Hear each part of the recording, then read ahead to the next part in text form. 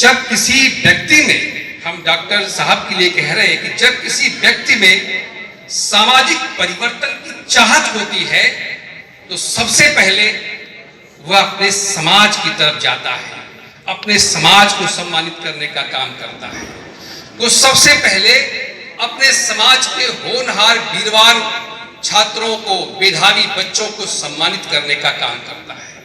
और जब वो यह काम अनवरत करता रहता है, सम्मान देने का काम, बच्चों को पुरस्कृत करके सम्मानित करके उन्हें इसी बहाने अपने गौरवशाली इतिहास, सभ्यता, संस्कृति को बताने का काम करता है, और जब यह काम अनवरत चलता रहता है तब जाकर के समाज में सही को सही और गलत को गलत कहने की हिम्मत आती है।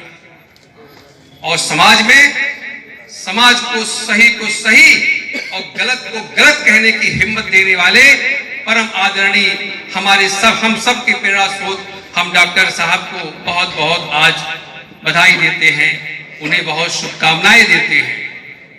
साथियों, डॉक्टर साहब के प्रति इनके कहा जाता है कि ये प्रतापगढ़ के आपने जिस तरीके से अनवरत काम किया है, आप प्रतापगढ़ के एक ऐतिहासिक पुरुष हो चुके हैं। मैं तो आपको 25 वर्षों से तो नहीं जानता, लेकिन मैं आपको सन 2002 से जानता हूं। सन 2002 में हमने अपनी पत्रिका अंबेडकर टुडे लॉन्च किया तो डॉक्टर साहब ने मुझे इनसे परिचय ही नहीं था, इन्होंने मुझे अपने निदान केंद्र का विज्ञापन भिजवाया।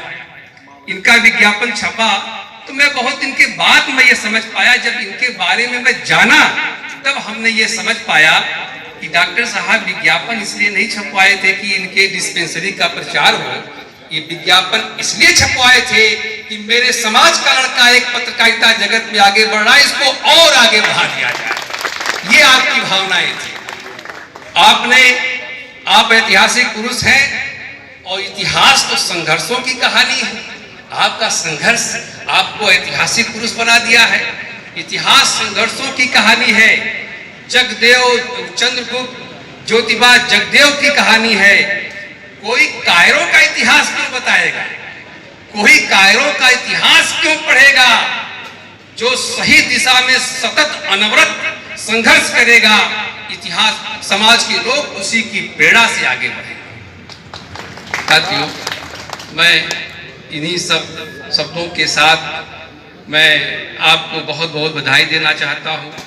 आपने मेरे पिता के उत्तराधिकारी के शब्द में जरूर कहा, मैं उत्तराधिकारी नहीं बन पाया हूँ, लेकिन मैं प्रयास करूँगा और संघर्ष करूँगा, कठिन मेहनत करूँगा कि ताकि हम उत्तराधिकारी बन सके। फिर भी अभी मैं नहीं मानता, तब तक आप समाज के सभी लोग हमारे पिता के उत्तराधिकारी हैं। मैं अपने पिता की तरफ से ये सम्मान करता हूँ। धन्यवाद।